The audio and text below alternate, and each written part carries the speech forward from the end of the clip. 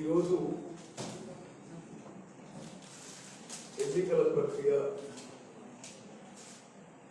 లాంఛనంగా మొదలైంది. ఈరోజు విడ్రాల్స్ అయిపోయి ప్రీఫామ్ సబ్మిషన్ అయిపోయి మరి జిహెచ్ఎంసీ ఎన్నికలు మొదలైన సందర్భంగా గ్రేటర్ హైదరాబాద్ ప్రజలకి రాష్ట్ర కాంగ్రెస్ పార్టీ అధ్యక్షుడిగా కాంగ్రెస్ పార్టీని గెలిపించవలసిందిగా సవినయంగా విజ్ఞప్తి చేయడానికి ఈ ప్రెస్ మీట్ ఏర్పాటు చేయడం జరిగింది.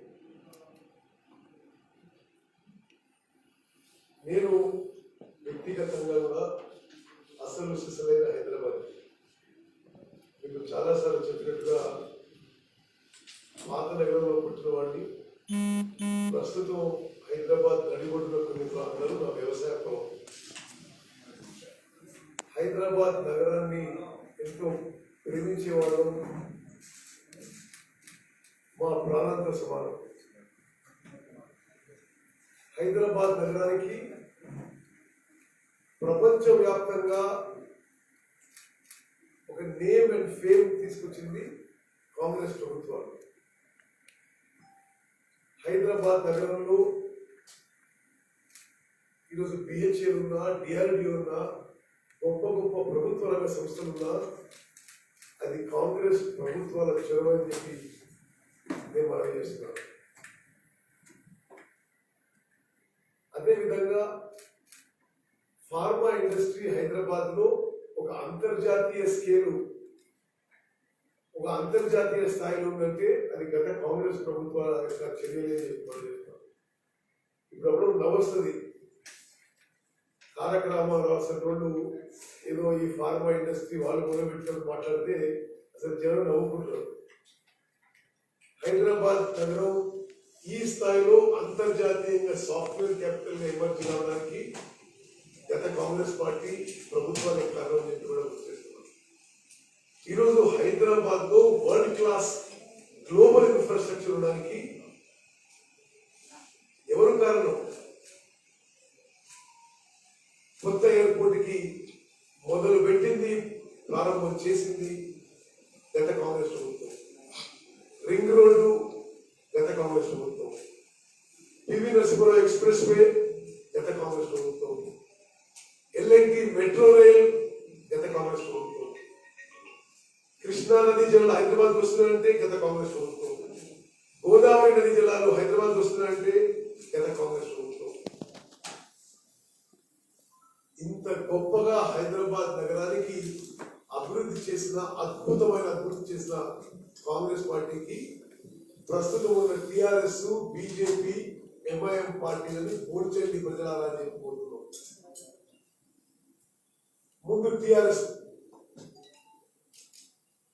ఇన్కాంపిటెంట్, ఇన్ఎఫిషియెంట్, కరప్ట్ టిఆర్ఎస్, అసమర్థత, అవినీతికి మారుపేరు తెలంగాణ రాష్ట్రం.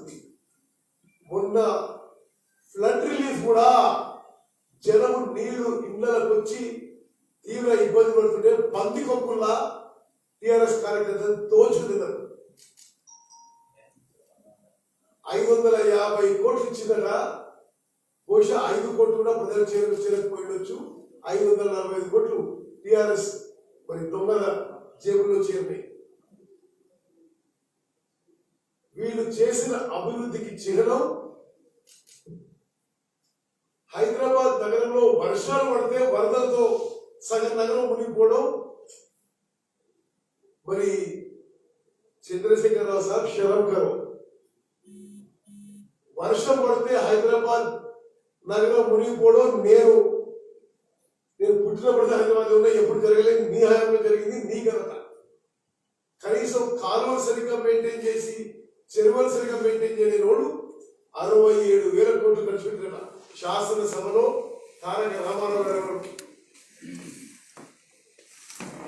67,000 కోట్లు హైదరాబాద్ లో ఒక్క రూపాయి ఇక్కడ అవపడతలేదు, మీ జేబులోకి పోయింది.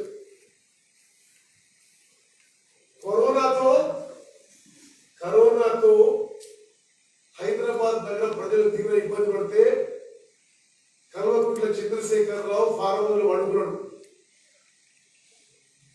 పెద్ద మనిషి జనం ఇబ్బంది పడుతున్నారు, ప్రభుత్వ హాస్పిటల్లో వస్తున్నారు, ప్రైవేట్ హాస్పిటల్లో లక్షల రూపాయలు బిల్లు కడుతున్నారు, కరోనా ట్రీట్మెంట్ ఆరోగ్యశ్రీ పెట్టండి అంటే ఈయన అయ్యము లేదు పోయినట్టు, ఈయన జేబు నుంచి డబ్బులు ఇచ్చినట్టు ఈ రోజు వరకు కూడా కరోనా ట్రీట్మెంట్ ఆరోగ్యశ్రీలో పెట్టి ఉచితంగా చేయకపోవడానికి ఏనాడు సమాధానం చెప్పలేదు. ఆలోచిస్తున్నాడు. మరి కాంట్రాక్టర్లకు వేల కోట్ల నుంచి కమిషన్లు దొబ్బడానికి ఎంత ఆతృత అయితే కల్వకుంట్ల చంద్రశేఖరరావు ఉందో, కరోనా ట్రీట్మెంట్ ఆరోగ్యశ్రీలో చేర్చి నిరుపేదలకి ఉచితంగా చేయడంలో అది పక్క రాష్ట్రం ఆంధ్రప్రదేశ్లో జరుగుతుంది, పైన రాష్ట్రంలో జరుగుతుంది, కింద రాష్ట్రంలో జరుగుతుంది. తెలంగాణలో కరోనా ట్రీట్మెంట్ ఉచితంగా చేయమంటే చేయని మరి దుర్మార్గపు పరిపాలన, అమానవీయ పరిపాలన కల్వకుంట్ల చంద్రశేఖరరావుది.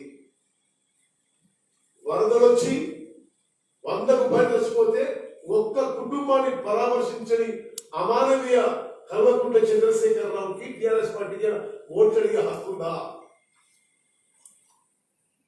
మరి లేదని చెప్పి జనోమిలకి సరిగ్గా బుద్ధి చెప్పడానికి సిద్ధమవుతుందని చెప్పి నేను మనం చేస్తున్నాను. మరి బీజేపీ పార్టీ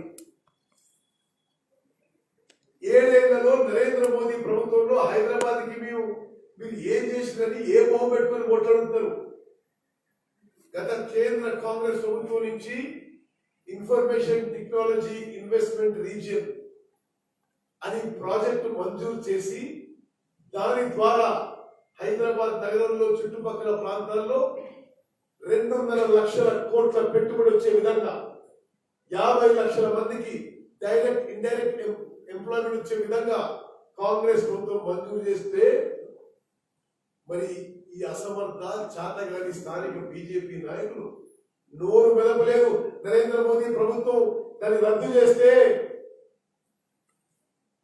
కిషన్ రెడ్డి గారు, లక్ష్మణ్ గారు, బండి సంజయ్ గారు వగైరా వగైరా ఇన్ఫర్మేషన్ టెక్నాలజీ ఇన్వెస్ట్మెంట్ రీజియన్ రద్దయితే మీరు నోరు మెదపలేదు. ఈ 7 ఏళ్లలో నరేంద్ర మోదీ ప్రభుత్వం బీజేపీ ప్రభుత్వంతో హైదరాబాద్ కి ఏమన్నా ఒరిగిందా? సున్నా. ఫలానా పని చేసినవని ఓట్లు అడుగుతలేరు. అర్ధరాత్రి అపరాత్రి ఎవరో భూపేందర్ సింగ్ యాదవ్ అట, ఇంకోడు అట, అర్ధరాత్రి ఇతర పార్టీలో ఇళ్లకు జొరబడి పైసలు ఇస్తాం, పదవులు ఇస్తాం, మా పార్టీలు చేరండి అంటున్నారు. అసలు బీజేపీ ప్రవర్తన అసలు సిగ్గు లజ్జ మొత్తం వదిలేసి వాళ్ళు అసలు మీరు డాస్బిన్ చూస్తే మొత్తం ఇతర పార్టీల వాళ్ళు పోయిన వాళ్ళే, వాళ్ళ అభ్యర్థులు చూస్తే ఇతర పార్టీలు పోయిన వాళ్ళే. మరి వాళ్ళకి ఏం మాట్లాడాలో నాకు అర్థం కావడం లేదు. ఒకటి, మీరు ఏమీ పని చేయలేదు. ఐటీఆర్ ప్రాజెక్టు రద్దయితే మరి మీరు లోన్ వెలపలేదు. నరేంద్ర మోదీ గారు 15 లక్షల రూపాయలు ఇస్తారు, ఒకరికి పైసలు ఇవ్వలేదు. 2 కోట్ల ఉద్యోగాలను 2 లక్షల ఉద్యోగాలు ఇవ్వలేదు. బీజేపీ కూడా ఓటు అడిగి అర్హత లేదు అని చెప్పి మేము మనం చేస్తున్నాం. ఇక ఈ మధ్య నేను చంద్రశేఖరరావు గారి స్టేట్మెంట్ విషయం బీజేపీ మీద, బీజేపీ రాష్ట్రపతి అభ్యర్థి రామ్నాథ్ కోవింద్ కి టిఆర్ఎస్ పార్టీ ఓటేసిందా లేదా? కేసీఆర్ గారు. భారత ఉపరాష్ట్రపతి రామ్నాథ్ కోవింద్ కి టిఆర్ఎస్ పార్టీ ఓటేసిందా లేదా? చంద్రశేఖరరావు గారు. వెంకయ్య నాయుడు గారికి ఓటేసిందా లేదా? మీరు రాజ్యసభ డిప్యూటీ చైర్మన్ ఎన్నికల్లో మీరు సపోర్ట్ చేసినా లేదా? డిమానిటైజేషన్ లో మద్దతు చేసినా లేదా? ఒక ముఖ్యమంత్రి స్థాయికి దిగజార్చి మేము నరేంద్ర మోదీని విమర్శిస్తే శాసనసభలో నువ్వు ప్రధానమంత్రిని విమర్శించొద్దు అన్నోడు కల్వకుంట్ల చంద్రశేఖరరావు. జిఎస్టీ మద్దతు పలికిండు. నరేంద్ర మోదీ గజ్వేల్లో మేము కట్టిన, కాంగ్రెస్ కట్టిన గోదావరి నీటి ప్రాజెక్ట్ ని ప్రారంభోత్సవం తీసుకొచ్చి हमें कुछ नहीं चाहिए मोदी साहब, हमें सिर्फ प्रेम चाहिए. ఇది టిఆర్ఎస్ బీజేపీ నిజ స్వరూపాలు. పార్లమెంట్ లో కాశ్మీర్ నుంచి ఆర్టికల్ 370 విత్డ్రా చేసేటప్పుడు కల్వకుంట్ల చంద్రశేఖరరావు ఎంపీలు మద్దతు పలికినరా లేదా? అన్ని విషయాల్లో బీజేపీకి పలికి ఇప్పుడు దొంగ నాటకాలు ఆడుతున్నారు. ఎంఐఎం కూడా బీజేపీకి లాభం చేకూరే విధంగా బీహార్లో పోటీ చేస్తారు. ఈరోజు బీహార్లో బీజేపీ ప్రభుత్వం ఏర్పడ్డదంటే అసౌద్దీన్ ఓవైసీ పెట్టుకోవాలి, ఫోటో పెట్టుకోవాలి. వాళ్ళు బీహార్లో పోటీ చేస్తారు, ఉత్తరప్రదేశ్ లో పోటీ చేస్తారు, మహారాష్ట్రలో పోటీ చేస్తారు. కానీ హైదరాబాద్ నగరంలో పోటీ చేయరు. హైదరాబాద్ నగరంలో 150 సీట్లలో కేవలం 40 సీట్లే పోటీ చేస్తారు అసౌద్దీన్ ఓవైసీ సార్. బీహార్లో 70 సీట్లు పోటీ చేస్తారు. అది మొన్న కేజ్రీవాల్ గారి స్టేట్మెంట్ కూడా నేను చెప్తున్నా మీకు. అర్ధరాత్రి ఓవైసీ గారు అమిత్ షాని కలిసి ఒప్పందం కుదుర్చుకున్నారని చెప్పి ఆన్ రికార్డ్ అరవింద్ కేజ్రీవాల్ ఇచ్చిన స్టేట్మెంట్ వాస్తవా కాదా? బీజేపీకి మద్దతు పలకడానికి దేశవ్యాప్తంగా అసౌద్దీన్ ఓవైసీ యొక్క రాజకీయం జరుగుతున్న విషయం గమనించాలని చెప్పి మనం చేస్తున్నాం. మిత్రులారా, కాంగ్రెస్ పార్టీ నమ్మేది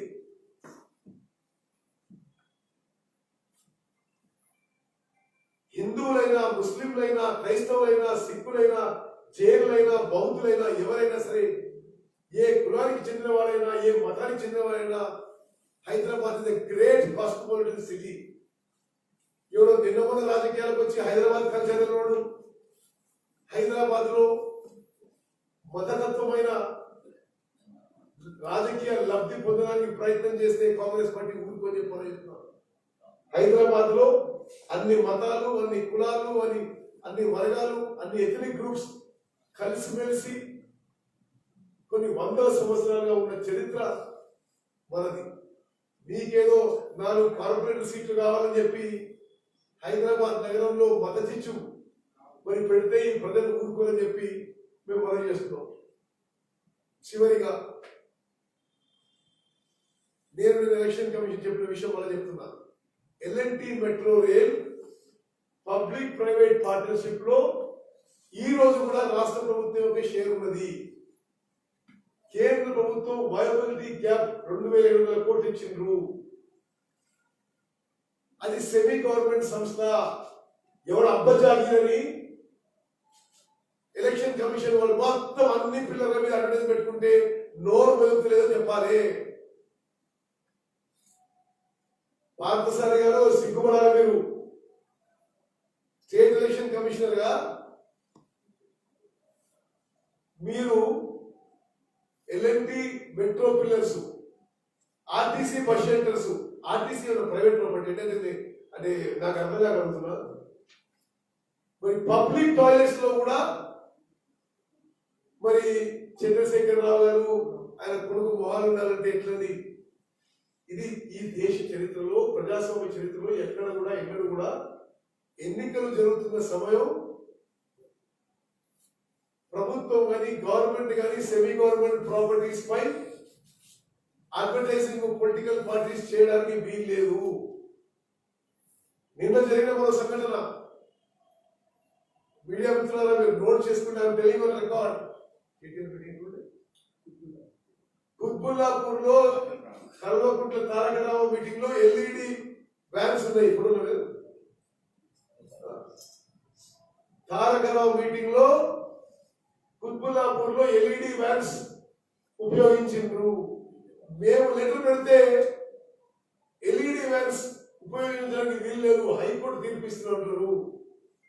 భారతార్థి గారు దిగ్గుపడాలి. ఈ జిహెచ్ఎంసీ కమిషనర్ కూడా కొద్దిగా ఒళ్ళు దగ్గర పెట్టుకోవాలి.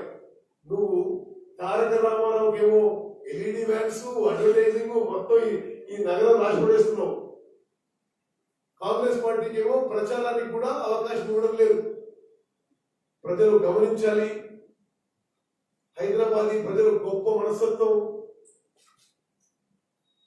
మరి ఒక గంగా జమున తేజీ ఉన్న వాళ్ళు, అందరూ కలిసిపోలిసిపోయే వాళ్ళం. హిందూ, ముస్లిం, క్రైస్తవులు, సిక్కులు, బుద్ధిస్టులు, జైనులు అందరూ కూడా మంచిగా కుటుంబ సభ్యులుగా ఉండే ఈ నగరం. మతతత్వ బీజేపీని తిరస్కరించండి, అవినీతి, అసమర్థ, చేతగాని టిఆర్ఎస్ ని తిరస్కరించింది. బీజేపీకి మద్దతు పలుకుతున్న ఎవరు తెలిసినది గతంలో అద్భుత ప్రగతి సాధించిన కాంగ్రెస్ పార్టీకి మద్దతు పలకాలని హైదరాబాద్ ఓటర్లందరికీ కూడా కాంగ్రెస్ పార్టీగా మేము అప్పీల్ చేస్తున్నాం. మిత్రులారా, రేపటి నుంచి ప్రతిరోజు గాంధీ భవన్ లో 12 గంటలకి మీడియా బ్రీఫింగ్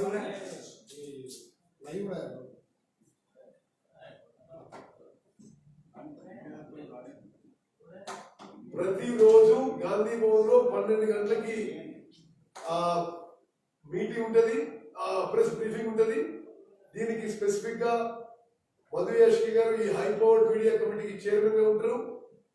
మధు యాష్కి గారు, దామోదర్ రాజేశ్వర గారు, జీవన్ రెడ్డి గారు, షబీర్ అలీ గారు, పొన్నం ప్రభాకర్ గారు, సంపత్ కుమార్ గారు, దాసోజి శ్రవణ్ గారు, జగ్గారెడ్డి గారు. దీనికి ఏర్పాట్లు చూసుకొని కన్వీనర్ గా ఆమీర్ జావేద్ గారు. వీళ్ళు ప్రతిరోజు వీళ్ళల్లో ఎవరో ఒకరు మరి 12 గంటలకి ప్రెస్ బ్రీఫింగ్ ఈ జిహెచ్ఎంసీ ఎన్నికలు అయిపోయే వరకు మాట్లాడుతుందని చెప్పి మనం చేస్తున్నాం ఎవ్రీడే. ఓకే, అదే విధంగా ఈ జిహెచ్ఎంసీ ఎన్నికలకి సోషల్ మీడియాపై ప్రత్యేక శ్రద్ధ వహించడానికి ఒక టాస్క్ ఫోర్స్ ఏర్పాటు చేయడం జరుగుతుంది. దానికి కన్వీనర్ గా గూడూరు ప్రణయ్ రెడ్డి గారు ఉంటారు. మరి దానికి సలహాదారుగా అడ్వైజర్ గా మరి వంశీచంద్ర రెడ్డి గారు ఏఐ సెక్రటరీ గారు ఉంటారని చెప్పి నేను మనవి చేస్తూ, మరి మిత్రులారా, మీడియా మిత్రులకు ఒకటి, మీ ఓనర్లకి మీ ఎడిటర్లకి చెప్పండి, రోజు రోజు తారక రామారావుది, బండి సంజయ్ మహాలే ఫ్రంట్ పేజ్ వస్తున్నాయి. మరి మాకు కూడా ఈక్వల్ కవరేజ్ ఇవ్వాలని చెప్పి మీకు బహిరంగంగా మేము రిక్వెస్ట్ చేస్తున్నాం. ధన్యవాదాలు. పునఃప్రభాకర్ గారు.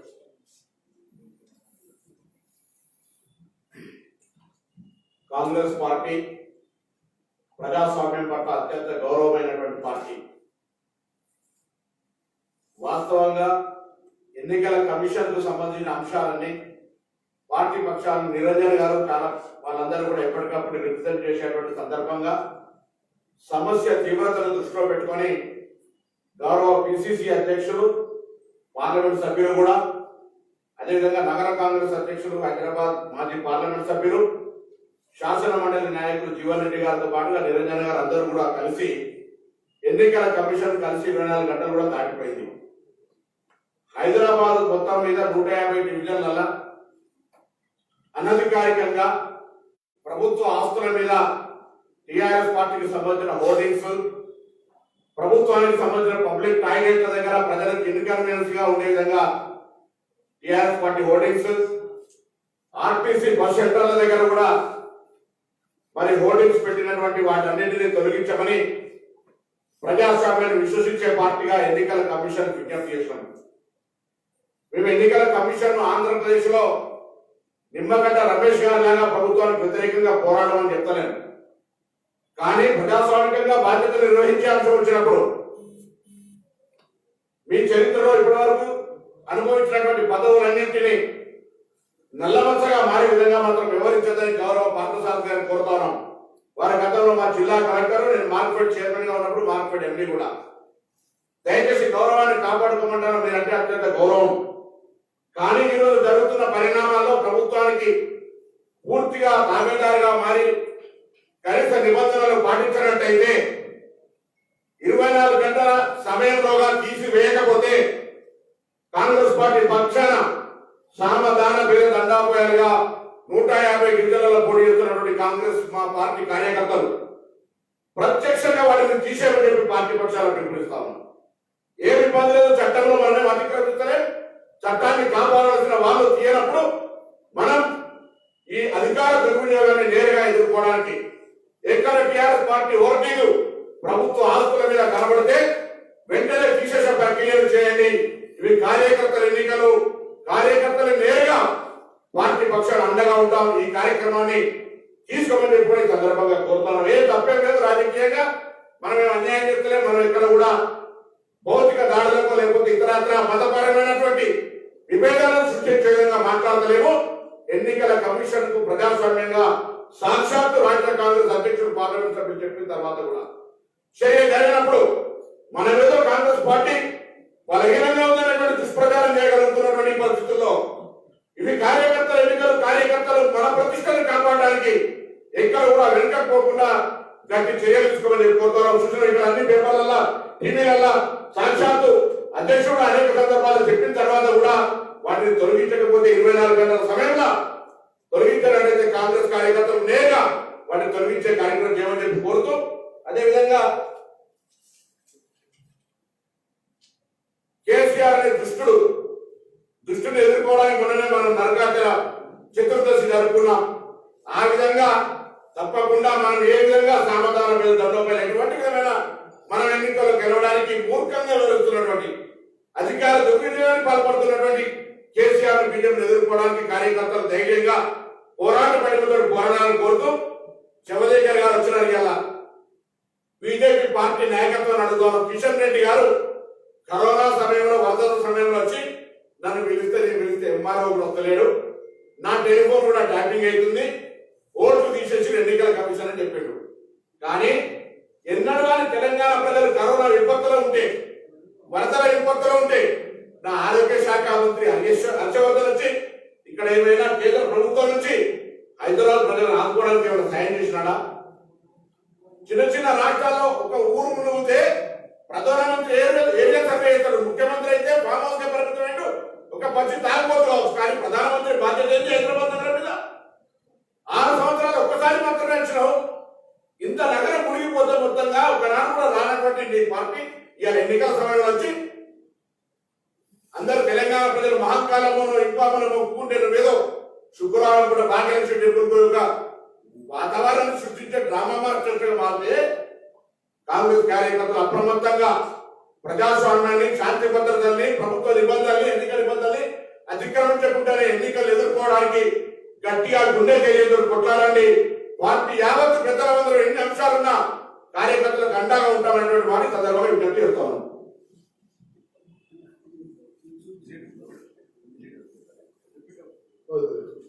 ఇది నిన్న కేటీఆర్ కుత్బుల్లాపూర్ లో వాడిన ఎల్ఈడి ల్యాంప్స్.